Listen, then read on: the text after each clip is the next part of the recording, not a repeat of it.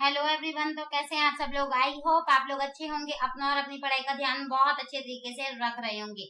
जैसा कि आप लोगों ने थंबनेल में देख ही लिया होगा क्या कि भाई आज हम लोग बात करने वाले हैं इंदिरा गांधी जी के बारे में। ठीक है, सारी चीजें इनसे इम्पोर्टेंट डिस्कशन करेंगे, इनसे चीजें रिलेटेड जो जो एग्जाम के पर्सपेक्टिव से इम्पोर्टेंट है वो सारी चीजें जानेंगे।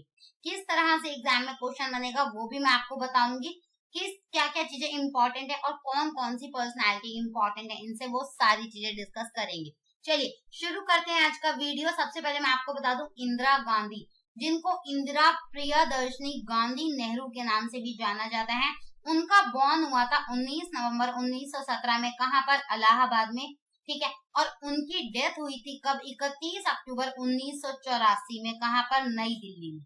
ठीक है, तो यहाँ मैंने आपको बता दिया उनका date of birth. Date of birth का मतलब क्या? डेट बर्थ का डेट था, कौन सा ईयर था, और डेथ की डेट और डेथ का ईयर कौन सा था। साथ में मैं आपको बता दूं वो इतनी इंपॉर्टेंट पर्सनालिटी इसलिए थी, वे एक राजनेता थी जिन्होंने लगातार 3 बार, कौन कौन सा, 1966 से लेकर 77 तक का और 1980 से चौथे कार्यकाल के लिए भारत के प्रधानमंत्री के रूप में सेवा की, जब तक कि 1984 में उनकी हत्या नहीं कर दी गई थी। मतलब उनकी हत्या की गई थी 1984 में। वो उस टाइम पर कौन थी? प्राइम मिनिस्टर थी। कहां पर? इंडिया में। चलिए, साथ में अगर हम ये ऑलरेडी मैं आपको बता चुकी हूँ, इसके बारे में हम लोग ऑलरेडी डिस्कशन कर चुके हैं। 19 नवंबर और 31 अक्टूबर, ये डेट्स आपको पता होनी चाहिए। ईयर की अगर बात करें, 1917 में इनका जन्म हुआ था और 1984 में इनकी मृत्यु देखने को मिली। चलिए अब बात करते हैं कुछ कुछ और इनके बारे में। She was the only child of Jawaharlal Nehru, the first prime minister of independent India. Jawaharlal Nehru ji के बारे में सबको पता है। जवाहरलाल नेहरू जी की भी बायोग्राफी आई हुई है, चैनल पर आप आई बटन में देख सकते हैं। साथ में मैं आपको बताऊं हर ग्रैंडफादर कौन, उनके ग्रैंडफादर कौन थे? Motilal Nehru ji. He was the one of the pioneers of the independence movement and was a close associate of Mahatma Gandhi. मतलब यहाँ बताया गया है उनके जो दादाजी थे ना, मोतीलाल नेहरू, वो स्वतंत्रता आंदोलन के अग्रदूतों में से एक थे और महात्मा गांधी के करीबी सहयोगी भी थे। साथ में मैं आपको बता दूं उन्होंने एक वर्ष के लिए शांति निकेतन में विश्व भारती विश्वविद्यालय जो, और फिर उसके बाद में इंग्लैंड में ऑक्सफोर्ड विश्वविद्यालय में पार्टिसिपेट किया। उन्होंने अपनी पढ़ाई इस तरह से पूरी करी। साथ में मैं आपको बता दूं 1938, यहाँ बात की जा रही है 1938 की कांग्रेस पार्टी। उन्होंने 1938 में कांग्रेस पार्टी को ज्वाइन किया, बहुत अच्छी बात है। साथ में मैं आपको बता दूं 1942 में उनकी शादी हो गई। शादी किनसे हुई? फिरोज गांधी जी से, जिनकी डेथ हमें देखने को मिली 1960 में। ठीक है, he was a fellow member of the party। अगर मैं आपको बताऊं क्या, 1942 में उन्होंने फिरोज गांधी जी से शादी करी, जिनकी मृत्यु हमें देखने को मिली 1960 में। पार्टी के एक स्थायी साथी सदस्य से उन्होंने शादी कर ली। उनके 2 बच्चे थे, कौन कौन? संजय गांधी और राजीव गांधी। राजीव गांधी जी के बारे में आपको पता ही होगा, बहुत सारी चीजें उनके बारे में न्यूज बन के आती हैं। साथ में मैं आपको बताऊं हालांकि दोनों माता पिता अपनी शादी के अधिकांश समय के लिए एक दूसरे से अलग हो गए थे। खैर ये तो उनका पर्सनल डिसीजन था, इस पे हमें ध्यान नहीं देना। हमें ये पता होना चाहिए इंदिरा गांधी जी के जो बच्चे थे वो कौन थे? राजीव गांधी और संजय गांधी। ठीक है, उनकी शादी किनसे हुई थी? फिरोज गांधी से। अभी तक का जो सिनेरियो है वो क्या इंपॉर्टेंट है, मैं फटाफट से रिवाइज करा देती हूँ आपको। 1938 में उन्होंने कांग्रेस पार्टी को ज्वाइन किया था, राइट। और अगर मैं आपको बताऊं क्या, जवाहरलाल नेहरू जी की वो एक अकेली बेटी थी। उनके दादाजी मोतीलाल नेहरू गांधी जी के बहुत ज्यादा करीबी थे। तो यहाँ पर चीजें इस तरह से चलती हैं। अब बात करते हैं और कुछ इनके बारे में। साथ में मैं आपको बताऊं 1947 के बारे में। ठीक है, 1947 में उनके पिता के पदभार संभालने के बाद कांग्रेस पार्टी सत्ता में आई और 1955 में इंदिरा गांधी जो थी वो इसकी कार्यकारी समिति की सदस्य भी बन गई।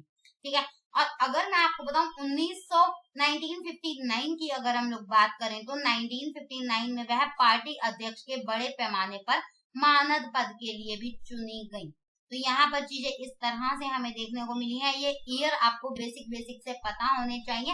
फैक्चुअल क्वेश्चन जरूर से जरूर पूछा जा सकता है किसी भी वनडे एग्जाम में।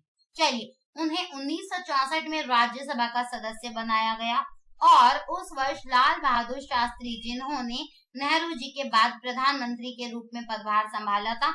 उन्होंने अपनी सरकार में सूचना और प्रसारण मंत्री भी उनको नामित किया। तो ये भी आपको पता होना चाहिए।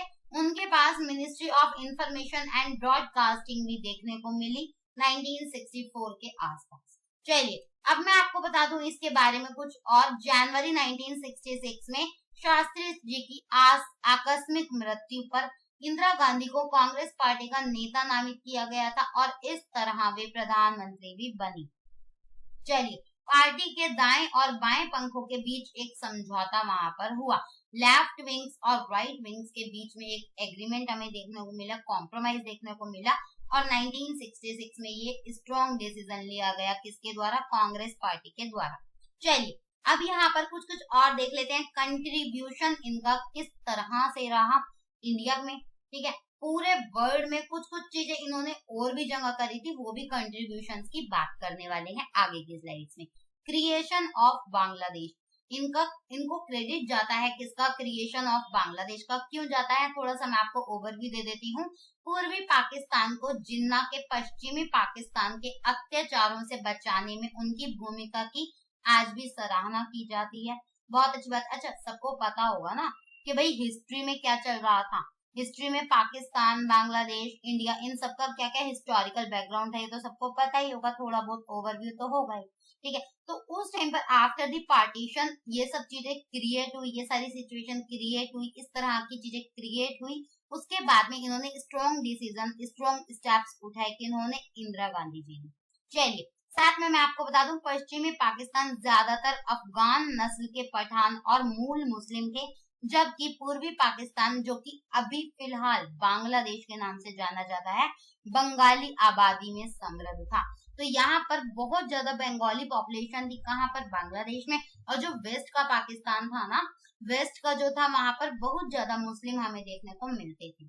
चलिए साथ में मैं आपको बता दूं इसीलिए पश्चिम पाकिस्तान ने प्रशासन के माध्यम से पश्चिम में अपने पक्षपात से बहुत सारी असमानताएं, दो नस्लें लाई और 1970 के दशक में बंगला आबादी ने असम और बंगाल में पलायन करना शुरू कर दिया, जिसने भारतीय सरकार पर बहुत ज्यादा बोझ भी डाला और उनकी आश्रय साथ में भोजन की व्यवस्था के साथ में उनका ख्याल रखा। कि यहाँ पर चीजें इस तरह से हमें देखने को मिली हैं। 1970s में बहुत ज्यादा सिचुएशन खराब थी, ठीक है। उस टाइम पर ये सारे डिसीजन लेने के लिए ये पावर में भी थी और इन्होंने बहुत स्ट्रॉन्ग, बहुत ही ज्यादा स्ट्रॉन्ग इन्होंने डिसीजन लिए थे। चलिए इसके तत्कालीन प्रधानमंत्री इंदिरा गांधी को परेशान किया उन्होंने और तत्कालीन सेना प्रमुख स्वर्गीय फील्ड मार्शल शाम मानेकशॉ की मदद लेने के लिए पाकिस्तान का रुख भी किया गया। तो यहाँ पर चीजें इस तरह से चली और ये पर्सनालिटीज के नाम ना आप लोग को पता होने चाहिए।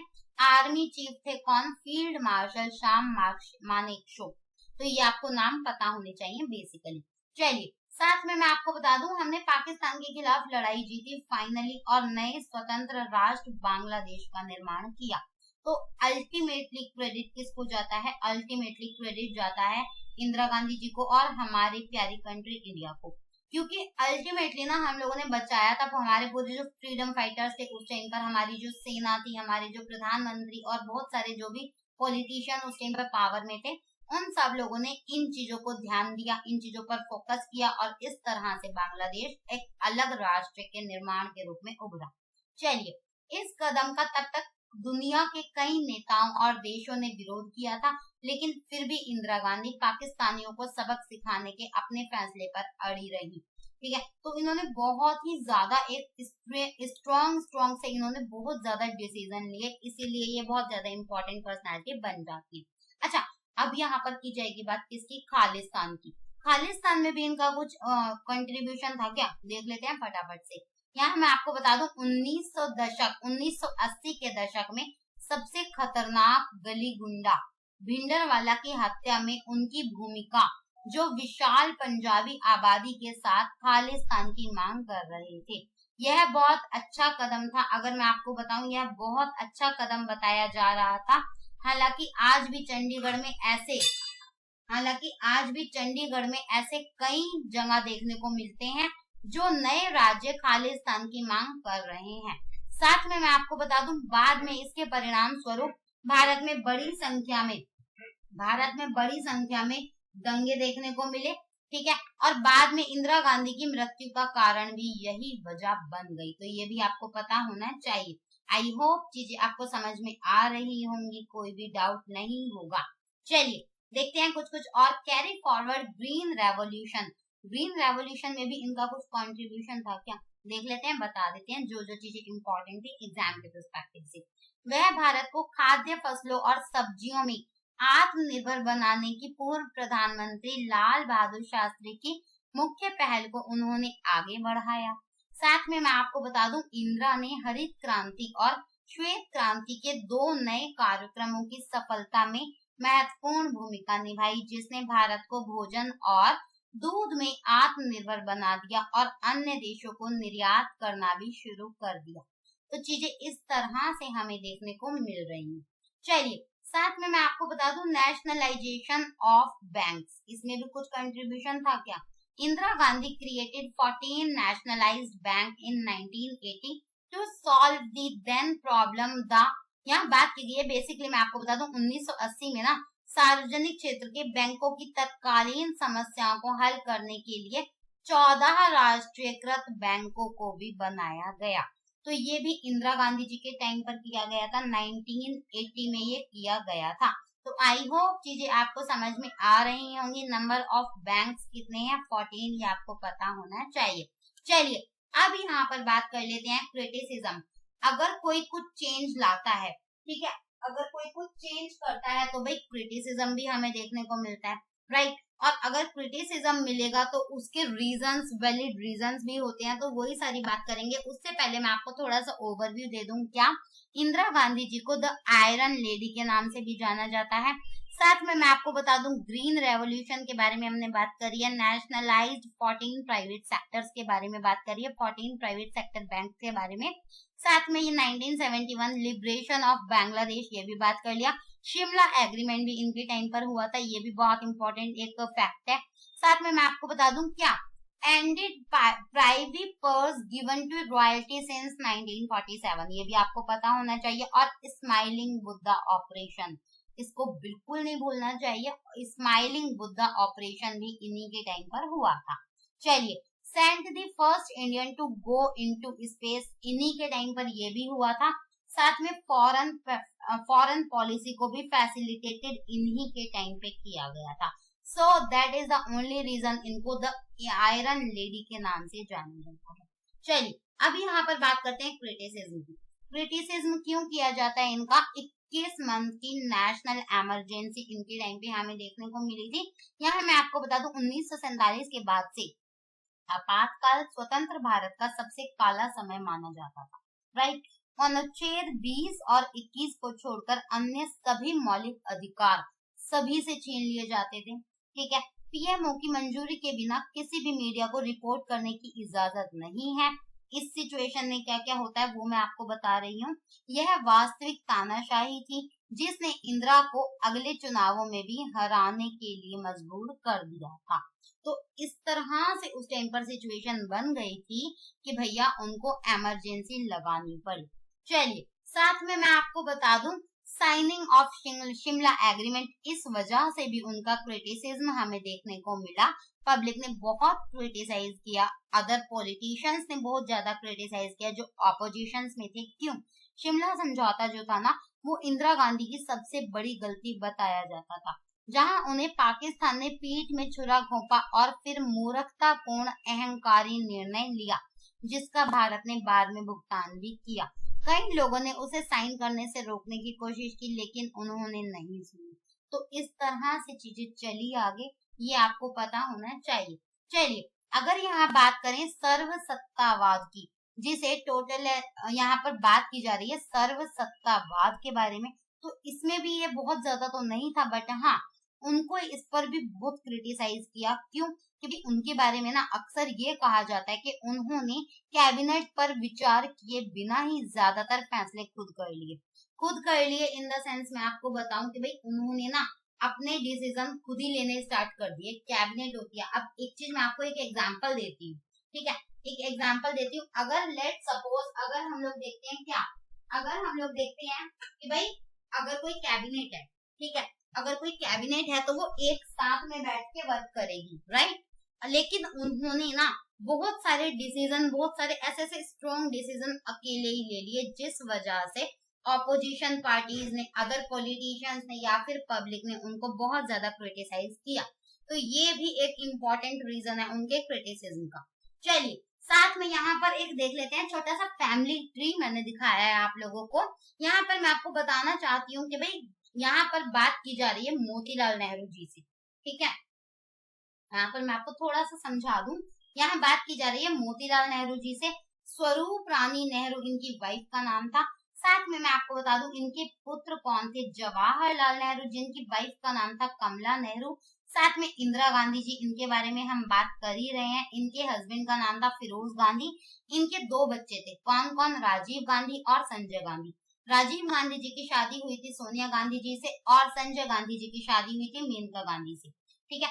राहुल गांधी और प्रियंका गांधी ये दोनों जो है वो राजीव गांधी जी के बच्चे हैं, राजीव गांधी और सोनिया गांधी जी के बच्चे हैं, जिनमें से राहुल गांधी की अभी तक शादी नहीं हुई, ठीक है।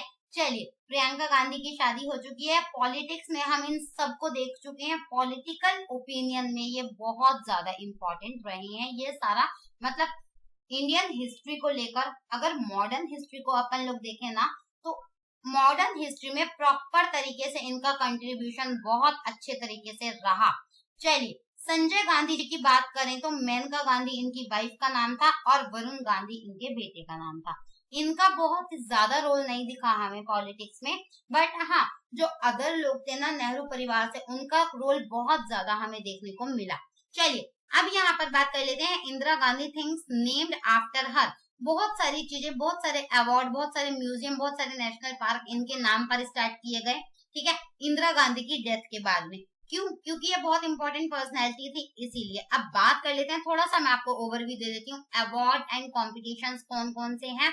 Indira Gandhi award for best debut film of a director, Indira Gandhi award for national integration, Indira Gandhi boat race, Indira Gandhi पर्यावरण पुरस्कार, साथ में इंदिरा गांधी प्राइज। अच्छा एक चीज और मैं आपको बताना चाहती हूँ, डेली सुबह में 7 बजे आप लोगों को करंट अफेयर्स का वीडियो मिलता है। उसमें हम अवार्ड, मतलब जो भी अवार्ड है, ईयरली, मंथली, जो भी चीजें होती है ना, जो भी दिन में एक्टिविटी होती है, जो भी इंटरनेशनल और नेशनल इवेंट्स होते हैं, सबको कवर करते हैं। वो भी आप जरूर से जरूर देखिएगा। सुबह में 7 बजे आपको वीडियो मिल जाता है, उसमें हम लोग सबकी बात करते हैं।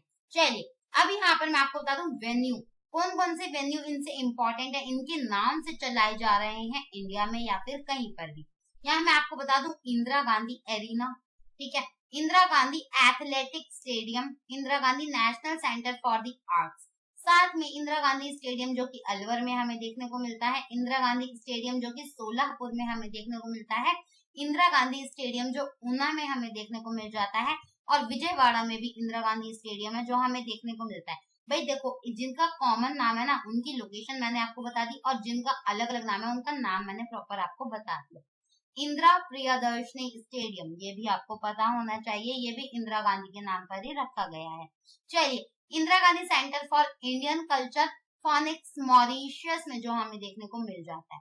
चलिए इंदिरा गांधी इंडोर स्टेडियम के नाम से भी एक स्टेडियम हमें देखने को मिलता है। हॉस्पिटल कौन कौन से हैं, इंदिरा गांधी चिल्ड्रंस हॉस्पिटल जो कि सिर्फ बच्चों के लिए है, इंदिरा गांधी कोऑपरेटिव हॉस्पिटल, ठीक है, Indira Gandhi institute of medical sciences and Indira Gandhi medical college, Indira Gandhi memorial hospital, north eastern Indira Gandhi regional institute of health and medical sciences. तो यहाँ पर बातें इस तरह से की जा रही हैं। करंट गवर्नमेंट प्रोग्राम कौन कौन से हमें देखने को मिल जाते हैं इनके नाम से, Indira Gandhi national old age pension scheme, साथ में इंदिरा कैंटीन। चलिए फॉर्मर सेंट्रल गवर्नमेंट स्कीम कौन कौन सी है, इंदिरा आवास योजना, साथ में Indira Gandhi national old age pension scheme, Indira Gandhi canal project जिसको फाउंड किया गया था वर्ल्ड बैंक के द्वारा, इंदिरा किसान विकास पत्र स्कीम, साथ में मैं आपको बता दूं इंदिरा गांधी गरीब कल्याण योजना। चलिए फॉर्मर स्टेट गवर्नमेंट स्कीम, भाई वो बहुत बड़ी पर्सनैलिटी थी, इसीलिए स्टेट भी ना अपनी अलग अलग स्कीमें निकाल देता था उनके नाम पर। तो यहाँ पर कुछ कुछ मैं आपको बता देती हूँ कौन सी स्कीम कौन से स्टेट से रिलेटेड थी। ठीक है, इंदिरा गांधी उत्कृष्ट था चतुर्भुजी योजना for post +2 students by Himachal Pradesh. Himachal Pradesh के द्वारा इस योजना को स्टार्ट किया गया था। Indira Gandhi women protection scheme by Maharashtra government. Indira Gandhi प्रतिष्ठान बाय उत्तर प्रदेश गवर्नमेंट। चलिए, इंदिरा क्रांति प्रथम स्कीम बाय आंध्र गवर्नमेंट। साथ में मैं आपको बताऊं इंदिरा गांधी नाहर परियोजना स्कीम बाय केरला गवर्नमेंट। चलिए, इंदिरा गांधी वृद्ध भूमिहीन से मजदूर अनुदान योजना बाय महाराष्ट्र गवर्नमेंट। साथ में मैं आपको बता दूं Indira Gandhi Nahar project Jaisalmer by Rajasthan government. Jaisalmer से भी आपको पता चल गया होगा। इंदिरा गांधी निराधार योजना बाय महाराष्ट्र गवर्नमेंट और इंदिरा गांधी कुप्पम बाय केरल गवर्नमेंट। अच्छा, हरियाणा ने भी कोई स्कीम लॉन्च की है क्या इनके नाम पर? भाई हरियाणा तो वैसे ही इंपॉर्टेंट है और आजकल सुर्खियों में भी आप ज्यादा देख पा रहे हो। ठीक है, तो हरियाणा ने 2006 में किया था Indira Gandhi drinking water scheme को लॉन्च। चलिए, अब यहाँ पर बात करते हैं इंदिरा गांधी निराधार old landless destituted women farm labour scheme by Maharashtra government. साथ में मैं आपको बताऊं Indira Gandhi women protection scheme by Maharashtra government. Indira Gandhi Indira गांव गंगा योजना बाय छत्तीसगढ़। छत्तीसगढ़ के द्वारा एक और है इंदिरा सहारा योजना। साथ में इंदिरा सूचना शक्ति योजना भी छत्तीसगढ़ ने स्टार्ट किया। चलिए, म्यूजियम और पार्क्स कौन कौन से हैं वो भी मैं फटाफट से आपको बता देती हूँ। इंदिरा गांधी प्लानिटेरियम, इंदिरा गांधी राष्ट्रीय मानव संग्रहालय, Indira Gandhi wild life sanctuary, Indira Gandhi wild life sanctuary and national park, साथ में इंदिरा गांधी जूलॉजिकल पार्क। चलिए, ट्रांसपोर्ट इंफ्रास्ट्रक्चर के बारे में अगर अपन लोग बात करें तो भाई इंदिरा गांधी कैनाल और इंदिरा गांधी इंटरनेशनल एयरपोर्ट जो कि हमें न्यू दिल्ली में देखने को मिल जाता है।